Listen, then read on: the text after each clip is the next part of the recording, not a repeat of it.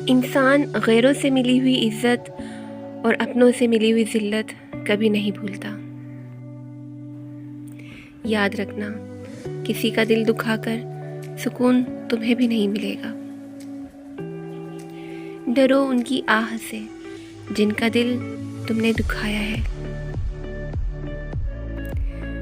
خدا بھی اس وقت تک معاف نہیں کرتا جب تک وہ شخص خود معاف نہ کر دے جس کا تم نے دل دکھایا ہو۔